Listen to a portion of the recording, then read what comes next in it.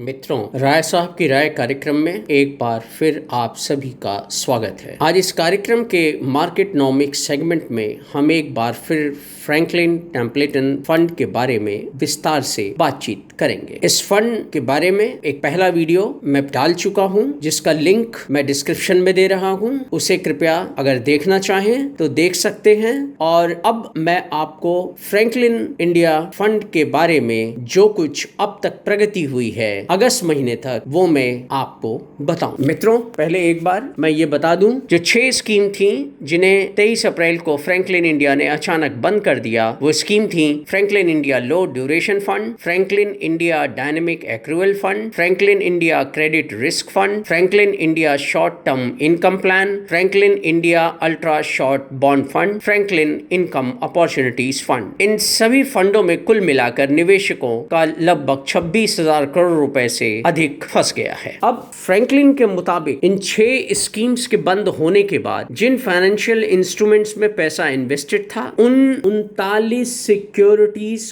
को डाउनग्रेड कर दिया गया। यानी वो सिक्योरिटीज जिनमें इन फंड्स द्वारा इकट्ठा किया हुआ पैसा था, वो सिक्योरिटीज अब उनमें से 39 सिक्योरिटीज को डाउनग्रेड किया गया। अब 39 में से 16 बॉन्ड पेपर्स अकेले Franklin India short term income plan में शामिल हैं। ज्यादातर सिक्योरिटीज फ्यूचर ग्रुप और Edelweiss rural and corporate services की बताई जा रही हैं। सच क्या है, यह तो विस्तृत जांच के बाद ही सेबी को पता लगेगा। राहत की बात यह है कि कोई भी इन्वेस्टेड सिक्योरिटीज जंक रेटिंग में नहीं तब्दील हुई। ये निवेशकों के लिए बहुत सुकून की बात है। राहत की बात एक यह भी है कि बंद हुई 6 स्कीम्स में से 2 स्कीम्स जून के अंत में कैश पॉजिटिव हो गई। इनमें से ultra short bond fund scheme के पास 1393 करोड़ की नकदी मौजूद है, जो स्कीम के टोटल एसेट्स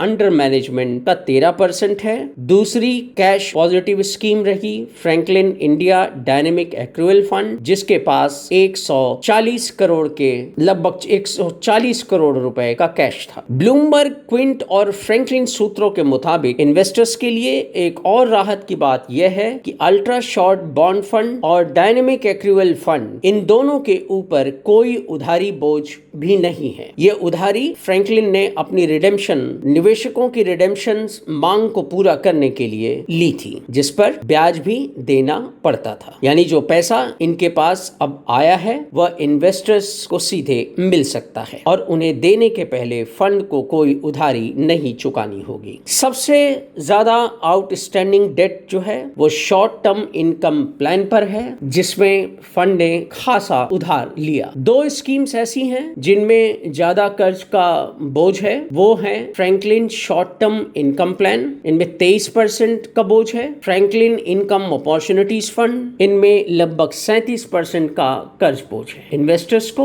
उनका पैसा लौटाने के पहले इस उधारी को चुकाना होगा। यानी जो भी रकम इन स्कीम्स के तहत फंड को मिलेगी, पहले वो प्रिंसिपल और इंटरेस्ट का भुगतान करेंगे, उसके बाद जो रकम बचेगी वो इन्वेस्टर्स को वापस लौटाएंगे। अब फ्यूचर ग्रुप से जो सिक्योरिटीज ली गई थी, उनके डिफॉल्ट होने के बाद कई इनकी स्कीम्स के एनएवी को जबरदस्त झटका लगा। Franklin India income opportunities fund, इसकी एनएवी में 6.32% की कमी दर्ज हुई। Franklin India short term income plan, इसके एनएवी में 5.02% की कमी दर्ज हुई। Franklin India dynamic accrual fund, इनके एनएवी में 3.02% की कमी दर्ज हुई। सिक्योरिटीज जारी करने वाली कुछ कंपनियां समय पर भुगतान करने में डिफॉल्ट कर गई हैं। ऐसी कंपनियों में फ्यूचर ग्रुप प्रमुख है, जबकि फ्रैंकलिन म्यूचुअल फंड का कहना है कि फ्यूचर ग्रुप द्वारा जारी इन एनसीडीज का भुगतान उस भुगतान से कर दिया जाएगा जो उसे रिलायंस के साथ हुई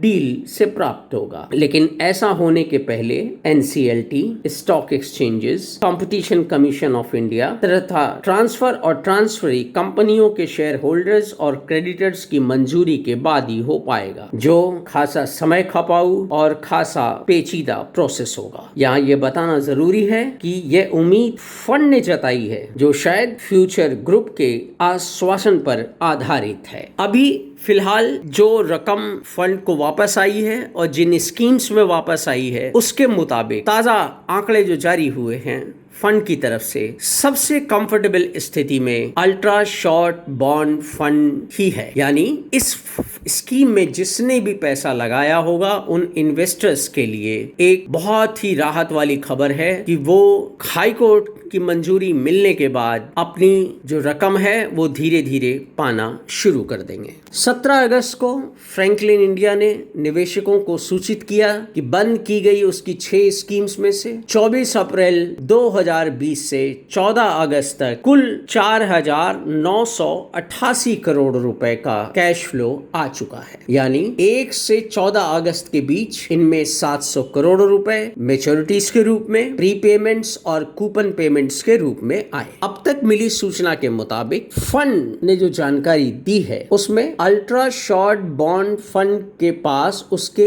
AUM का 21% और डायनेमिक एक्रूअल फंड का 12% कैश के रूप में मौजूद है जो यूनिट होल्डर्स को वितरित किया जा सकता है। फ्रैंकलिन इंडिया ने यह भी सूचित किया कि उसकी लो ड्यूरेशन स्कीम जो है उसके बकाया उधारी जो है वो AUM यानी एसेट अंडर मैनेजमेंट का 1% है और क्रेडिट रिस्क स्कीम की बकाया उधारी AUM का 5% रह गई है। इसका मतलब यह है कि इन दोनों स्कीम्स पर उधारी का बोझ काफी कम हो चुका है। फंड ने आगे बताया कि जो भी रकम इन स्कीम्स में अवेलेबल है उसका भुगतान यूनिट होल्डर्स को तभी होगा जब Karnataka high court e voting की इजाजत देगा और इस आशय का प्रस्ताव ई वोटिंग के जरिए यूनिट होल्डर्स द्वारा मंजूर कर लिया जाएगा। अब कब होगी ई वोटिंग और कब पैसा मिलना शुरू होगा यूनिट होल्डर्स को, ये काबिले गौर चीज है। फिलहाल कर्नाटक हाई कोर्ट लगभग दैनिक आधार पर मामले की सुनवाई कर रहा है। यानी सुनवाई में काफी तत्परता से काम चल रहा है और जून में ये मामला सुप्रीम कोर्ट से ट्रांसफर होने के बाद इसमें काफी तेजी आई है। ये मामले गुजरात, मद्रास और दिल्ली हाई कोर्ट्स में दायर थे। उन्हें सुप्रीम कोर्ट ने जून में एक जगह यानी कर्नाटक हाई कोर्ट में स्थानांतरित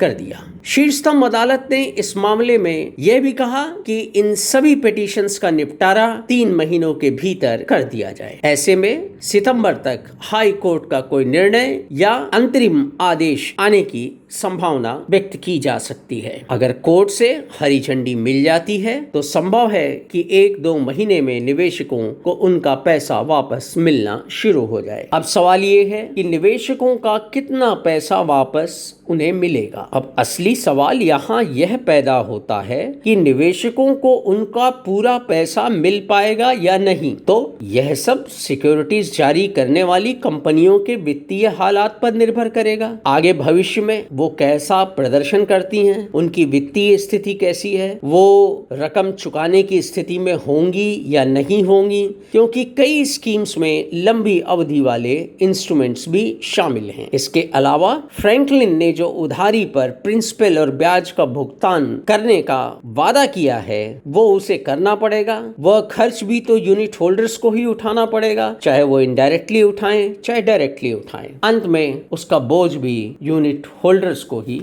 उठाना पड़ेगा। अब सबसे कंफर्टेबल स्थिति में कौन है, ये अगला सवाल है। फिलहाल जब भुगतान प्रक्रिया शुरू होगी तो सबसे अधिक पैसा वापसी किन फंड्स में होने की संभावना है, इस बात को लेकर कई तरह के कयास हैं। कुछ म्यूचुअल फंड्स एक्सपर्ट्स का मानना है कि जो स्कीम्स डिफॉल्ट्स से कम प्रभावित होंगी उनकी रकम निवेशकों को ज्यादा से ज्यादा मिलेगी। यानी जितना कम डिफॉल्ट उतनी ज्यादा रकम मिलने की संभावना। डिफॉल्टेड पोर्शन अगर भविष्य में फंड को मिलेगा, जो कंपनियां समय पे नहीं भुगतान कर पाएंगी अगर वो बाद में मिलेगा तो इसके लिए यूनिट होल्डर्स को कब तक इंतजार करना होगा यह भविष्य ही बताएगा। वैसे माना यह भी जा रहा है कि फ्रैंकलिन फंड से भुगतान पाने में ultra short bond fund scheme के यूनिट होल्डर्स अपेक्षाकृत रूप से ज्यादा कंफर्टेबल स्थिति में होंगे। सही तस्वीर तो हाई कोर्ट का निर्णय या कोई एंट्री ऑर्डर आने के बाद बाद ही साफ हो पाएगी। इसके लिए थोड़ा इंतजार तो करना ही होगा। वैसे भी अल्ट्रा शॉर्ट बॉन्ड फंड और dynamic accrual fund schemes cash positive स्थिति में हैं। अब दूसरा सवाल यह है कि सेबी की भूमिका इस प्रकरण में क्या रही। उसकी भूमिका पर एक तबके ने सवाल खड़े करने शुरू किए हैं। फ्रैंकलिन इंडिया प्रकरण में मार्केट रेगुलेटर सेबी की भूमिका पर कई का मानना है कि फंड ने जब अपनी 6 स्कीम्स को अचानक बंद किया तो सेबी ने वो तत्परता नहीं दिखाई जो उसे दिखानी चाहिए थी। अगर सेबी का रुख कड़ा होता और वह तत्परता से कार्रवाई करता तो हो सकता है यूनिट होल्डर्स को कोई तात्कालिक एग्जिट रूट मिल जाता। सेबी ने इस प्रकरण की जांच के लिए जो कमेटी बनाई उसे बनाने में भी लंबा समय लगा दिया। इससे भी निवेशकों का हित प्रभावित हुआ। अब इस मामले में सेबी का रुख बहुत उत्साहजनक नहीं कहा जा सकता। कर्नाटक हाईकोर्ट की अब तक की कार्रवाई के दौरान जो कुछ प्रगति हुई है उससे भी पता चलता है कि सेबी की अब तक की कार्रवाई में कुछ कमी तो रही ही है। एक सुझाव यह भी आया है कि इन 6 स्कीम्स को स्टॉक एक्सचेंजेस में लिस्ट कर दिया जाए तो निवेशक अपना फायदा नुकसान समझकर देखकर उनकी सीधी बिक्री कर सकेंगे और उन्हें फंड का मोहताज नहीं रहना पड़ेगा और उन्हें अपनी रकम पाने के लिए ज्यादा इंतजार भी नहीं करना होगा। लेकिन इस दिशा में भी सेबी की तत्परता नहीं दिखाई दी। वास्तव में यह सुझाव कई हफ्ते पहले दिया गया था लेकिन सेबी ने शायद इस पे गंभीरता से विचार नहीं किया या हो सकता है कोई कानूनी अड़चन रही होगी लेकिन सेबी ने इस दिशा में कुछ भी बयान जारी नहीं किया। अब सवाल यह है कि म्यूचुअल फंड इंडस्ट्री के अन्य निवेशकों पर इस प्रकरण का क्या प्रभाव पड़ेगा। इस बाबत एक महत्वपूर्ण सुझाव यह है कि फ्रैंकलिन का मामला सिर्फ उसके ही यूनिट होल्डर से नहीं बल्कि समूची म्यूचुअल फंड इंडस्ट्री से जुड़ी डेट और बॉन्ड स्कीम्स के यूनिट होल्डर से जुड़ा हुआ है। इसलिए सरकार और सेबी को फौरी कार्रवाई करते हुए डेट और बॉन्ड्स की क्वालिटी एवं क्रेडिबिलिटी से संबंधित नए दिशा निर्देश जारी करने चाहिए ताकि फंड मैनेजर्स के लिए बहुत ऊंची रेटिंग्स वाली सिक्योरिटीज में ही इन्वेस्टर्स का पैसा लगाना अनिवार्य हो जाए ताकि फ्रैंकलिन इंडिया जैसी घटना की पुनरावृत्ति भविष्य में होने की संभावना नगण्य हो जाए। इसके अलावा रेटिंग्स का भी रिवीजन हर साल कम से कम क्वार्टरली आधार पर होना चाहिए। यानी जो कंपनियां सिक्योरिटीज इशू करती हैं उनको समय रहते गिरती रेटिंग वाली सिक्योरिटीज से तौबा कर यूनिट होल्डर्स के हित सुरक्षित रखने में मदद मिल सके। इसके अलावा रेटिंग एजेंसीज, फंड हाउसेस और फंड मैनेजर्स के साथ साथ मार्केट रेगुलेटिंग एजेंसीज की अकाउंटेबिलिटी भी तय होनी चाहिए ताकि भविष्य में फ्रैंकलिन इंडिया जैसी घटना होने पर कोई अपनी जिम्मेदारी से पल्ला न झाड़ सके। इसके लिए डेट और बॉन्ड स्कीम से जुड़ी संपूर्ण प्रक्रिया को ही नए सिरे से छानबीन कर उसे नया रूप देना ही इन्वेस्टर्स के हित में होगा। यह सब करना